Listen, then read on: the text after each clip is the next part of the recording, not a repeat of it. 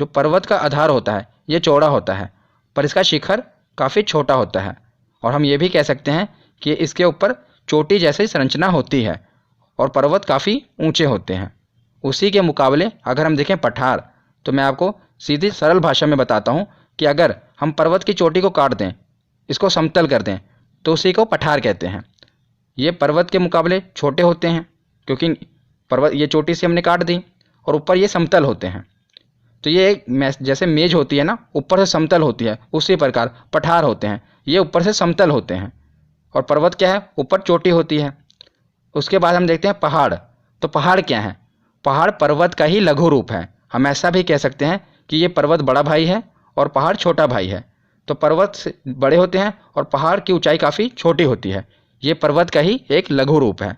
तो चलिए अब हम आगे समझते हैं। तो चलिए अब हम देखते हैं पर्वत श्रृंखलाओं के बारे में। तो मैंने इस वीडियो में सिर्फ एग्ज़ाम ओरिएंटेड फैक्ट ही कवर किए हैं, मतलब कि जो आपके एग्ज़ाम के लिए इम्पोर्टेंट है। इसीलिए आप वीडियो को पूरा एंड तक देखना। तो सबसे पहले हम देखते हैं अरावली पर्वत श्रृंखला। जैसा कि आप मैप में देख रहे हैं, यह गुजरात से लेकर राजस्थान और हरियाणा तक फैला हुआ है, पर इसका 80% भाग, जैसा कि आप मैप में देख रहे हैं, राजस्थान में ही है। इसीलिए कई बार एग्ज़ाम में ये आ जाता है कि अरावली पर्वत श्रृंखला कहाँ है, तो ऑप्शन में राजस्थान दिया होता है, क्योंकि आप देख ही रहे हैं कि जो इसका 80% भाग ये राजस्थान में ही है। और यह भारत की सबसे पुरानी पर्वत श्रृंखला है। ये काफ़ी इंपॉर्टेंट है, कई बार एग्जाम में पूछा गया है कि भारत की सबसे पुरानी पर्वत श्रृंखला कौन सी है। तो याद रखिएगा अरावली पर्वत श्रृंखला। और इसकी सर्वोच्च चोटी, ये भी बहुत महत्वपूर्ण है, कौन सी है? गुरु शिखर। तो दो ही चीज़ें आप याद रखना कि सबसे पुरानी पर्वत श्रृंखला कौन सी है, तो अरावली पर्वत श्रृंखला। और इसकी चोटी कौन सी है, मतलब कि सबसे बड़ी चोटी कौन सी है इसकी, तो वो है गुरु शिखर, जिसकी ऊंचाई है कितनी? 1722 मीटर। तो राजस्थान के बाद अब हम देखते हैं मध्य प्रदेश। तो आप मैप में देख रहे हैं, यह है मध्य प्रदेश। तो मध्य प्रदेश में हम 3 पर्वत श्रृंखलाओं के बारे में पढ़ेंगे। सबसे ऊपर है विंध्याचल पर्वत श्रृंखला और नीचे की ओर है सतपुड़ा पर्वत श्रृंखला। आप ब्राउन कलर में देख रहे हैं, यह है सतपुड़ा पर्वत श्रृंखला। और आगे की ओर ये जो आप ब्लू कलर में देख रहे हैं, इसे कहते हैं मैकाल पर्वत श्रृंखला। तो यही जो सतपुड़ा पर्वत श्रृंखला है, जब आगे की ओर छत्तीसगढ़ में एंटर करती है, तो उसी को मैकाल पर्वत श्रृंखला कहते हैं। याद रखिएगा, ये जो सतपुड़ा पर्वत श्रृंखला है ये मध्य प्रदेश में, आगे की ओर जब ये छत्तीसगढ़ में एंटर करती है तो कुछ हिस्सा इसका मध्य प्रदेश में, बाकी का हिस्सा छत्तीसगढ़ में, उसी को मैकाल पर्वत श्रृंखला कहते हैं। तो इससे प्रश्न क्या बनता है? इसकी सर्वोच्च चोटी पूछी जाती है एग्जाम में। तो सबसे पहले हम देखते हैं सतपुड़ा पर्वत श्रृंखला। सतपुड़ा पर्वत श्रृंखला की सर्वोच्च चोटी कौन सी है? तो याद रखिएगा धूपगढ़। धूपगढ़ सर्वोच्च चोटी है सतपुड़ा पर्वत श्रृंखला की। और इसकी ऊंचाई कितनी होती है? तो इसकी ऊंचाई है लगभग 1350 मीटर। उसके बाद हम देखते हैं मैकाल पर्वत श्रृंखला।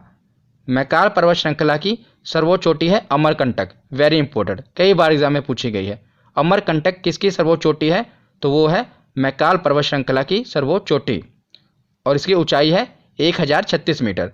तो यही 2 सर्वोच्च चोटी पूछी जाती है, एक तो सतपुड़ा की, यह है धूपगढ़, और दूसरी पूछी जाती है मैकाल की। ये तो कई बार पूछी गई है। तो यह है अमरकंटक।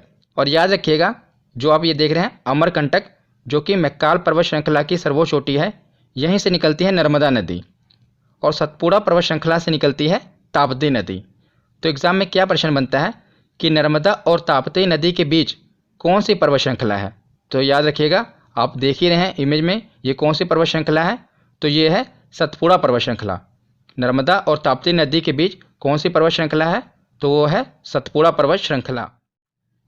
तो मध्य प्रदेश के बाद अब हम देखते हैं गुजरात और महाराष्ट्र। तो गुजरात से एक ही प्रश्न बनता है कि गिर पहाड़ियाँ कहाँ पर स्थित हैं? तो याद रखिएगा, गिर पहाड़ियाँ गुजरात में स्थित हैं। ये प्रश्न क्यों बनता है? क्योंकि यहाँ पर एशियाई शेर पाए जाते हैं। एशियाई शेरों के लिए विख्यात गिर वन राष्ट्रीय उद्यान इसी क्षेत्र में स्थित है।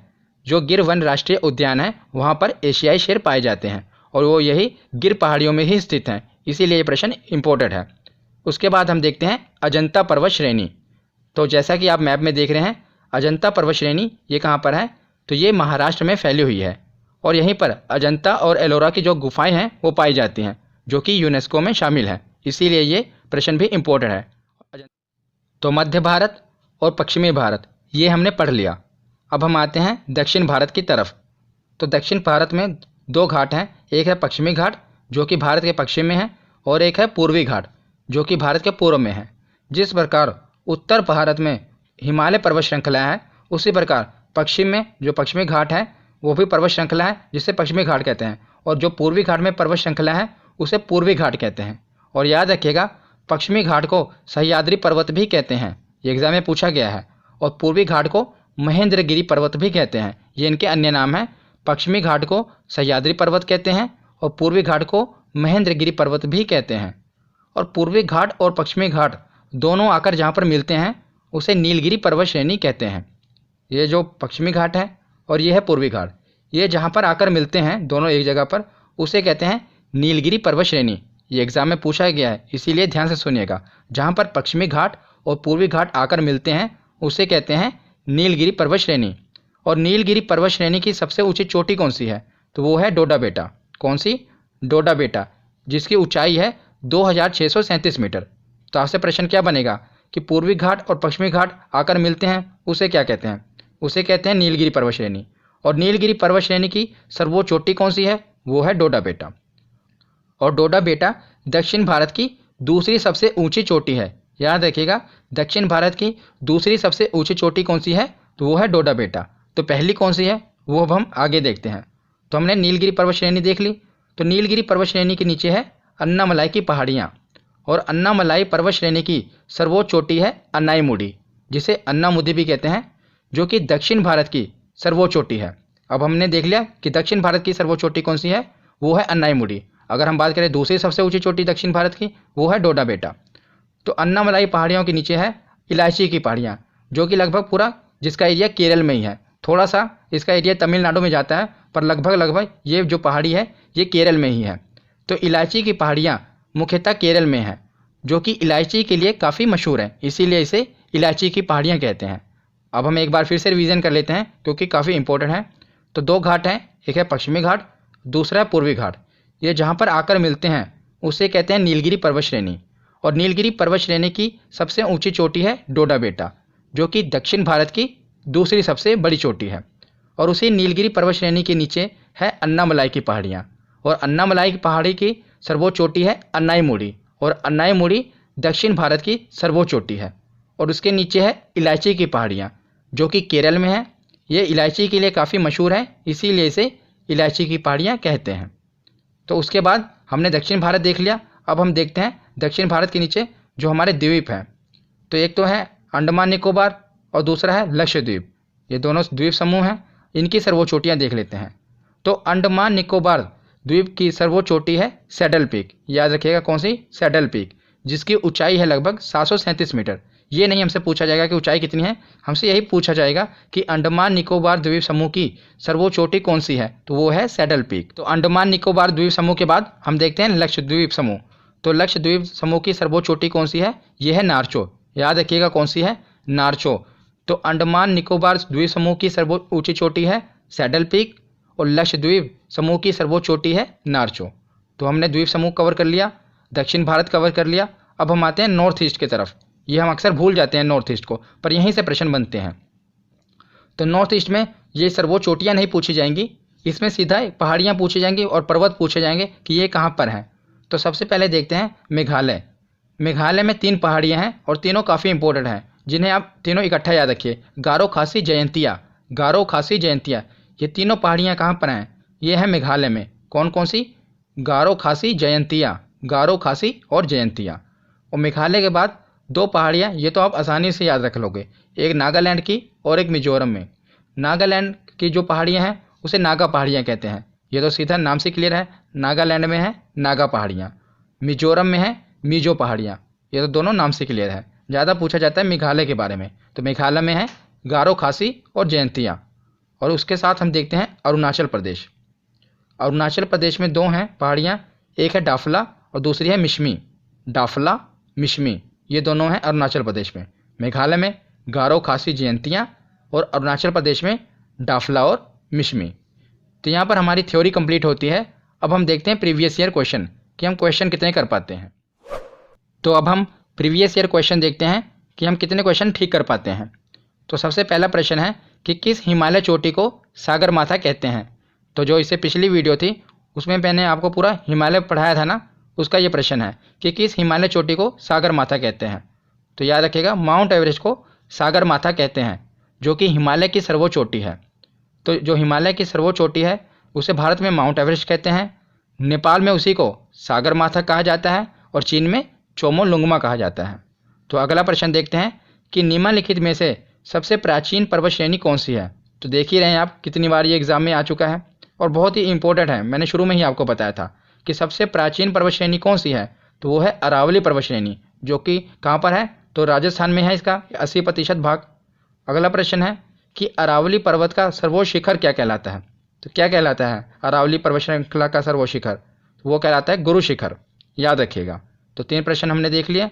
अगला क्वेश्चन देखते हैं कि निम्नलिखित में से किस पर्वतमाला को सह्याद्री के नाम से भी जाना जाता है। तो हमने पीछे पढ़ा था, एक सह्याद्री और दूसरा महेंद्रगिरी, एक सह्याद्री और दूसरा महेंद्रगिरी। तो सह्याद्री कौन सा था, तो पहले सह्याद्री फिर महेंद्रगिरी, मतलब कि पश्चिम, तो पश्चिमी घाट को इसी को सह्याद्री के नाम से भी जानते हैं।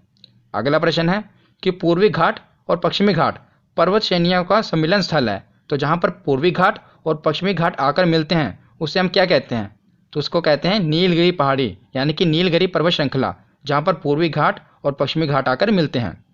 अगला प्रश्न है कि निम्नलिखित में से कौन सी दक्षिण भारत की सबसे ऊंची चोटी है। इन्होंने पूछा है कि दक्षिण भारत की सबसे ऊंची चोटी कौन सी है, तो वो है अन्नायमुड़ी। ये है दक्षिण भारत की सर्वोच्च चोटी। अगर बात करते हैं दक्षिण भारत की दूसरी सबसे ऊंची चोटी, तो वो होती डोडा बेटा। उसके बाद अगला प्रश्न है कि गारो, खासी और जैंतिया ये पहाड़ियाँ किस राज्य में स्थित हैं। तो तीनों पहाड़ियाँ मैंने आपको बताया था कि गारो, खासी और जैंतिया कहाँ पर स्थित हैं, तो ये स्थित हैं मेघालय में, याद रखिएगा। अगला प्रश्न है कि गिर पहाड़ियाँ कहाँ पर स्थित हैं। तो गिर पहाड़ियाँ कहाँ पर हैं, तो ये गुजरात में ही है। गा से शुरू हो रहा है और गा से ये भी है राज्य भी। गिर पहाड़ियाँ कहाँ पर हैं, तो गुजरात में, ये गुजरात में है। और गिर पहाड़ियाँ क्यों फेमस है, क्योंकि यहाँ पर एशियाई शेर पाए जाते हैं। उसके बाद अगला प्रश्न है कि अजंता पहाड़ियाँ कहाँ पर स्थित हैं। तो अजंता पहाड़ियाँ कहाँ पर हैं, महाराष्ट्र में। अजंता और एलोरा की गुफाएं भी यहीं पर ही हैं। तो उसके बाद अगला क्वेश्चन देखते हैं कि नर्मदा और ताप्ती नदियों के मध्य स्थित है। तो मैंने, अगर आप मध्य प्रदेश का देख रहे हैं, मैंने आपको बताया था नक्शा, ऊपर से नर्मदा नदी बह रही थी, नीचे से ताप्ती नदी बह रही थी और बीच में थी कौन सी पर्वत श्रृंखला थी, तो सतपुड़ा पर्वत श्रृंखला थी ना। ऊपर थी विंध्याचल पर्वत श्रृंखला, उसके नीचे थी नर्मदा नदी, उसके नीचे था सतपुड़ा पर्वत श्रृंखला और सतपुड़ा पर्वत श्रृंखला के नीचे थी ताप्ती नदी। तो नर्मदा नदी और ताप्ती नदी के बीच कौन सी पर्वत श्रृंखला थी, तो वो थी सतपुड़ा पहाड़ियाँ। तो याद रखिएगा कि नर्मदा और ताप्ती नदियों के मध्य स्थित है सतपुड़ा पहाड़ियाँ। उसके बाद अगला प्रश्न है कि अंडमान और निकोबार द्वीप समूह में सबसे अधिक ऊंचाई वाली चोटी कौन सी है। तो अंडमान और निकोबार द्वीप समूह की सबसे ऊंचाई चोटी कौन सी है, तो वो है सैडल पीक। अगर यही पूछते हैं कि लक्षद्वीप समूह की सर्वोच्च चोटी कौन सी है, तो वो होती नारचो। तो आज का आखिरी क्वेश्चन है कि गुरु शिखर चोटी किस राज्य में स्थित है। तो गुरु शिखर ये सर्वोच्च चोटी है किसकी, पहले आप ये बताइए कि गुरु शिखर चोटी जो है ये कौन सी पर्वत श्रृंखला की सर्वोच्च चोटी है। तो ये है अरावली पर्वत श्रृंखला की सर्वोच्च चोटी। और मैंने आपको बताया था कि जो अरावली पर्वत श्रृंखला है इसका 80% भाग कहाँ पर है, तो राजस्थान में। ये एसएससी में क्वेश्चन पूछा गया था कि गुरु शिखर चोटी किस राज्य में स्थित है, तो ये है राजस्थान में। तो आज की ये वीडियो यहीं पर ख़त्म होती है। आशा करता हूँ आपको समझ में आई होगी। कैसी लगी ये वीडियो कमेंट सेक्शन में ज़रूर बताना। धन्यवाद।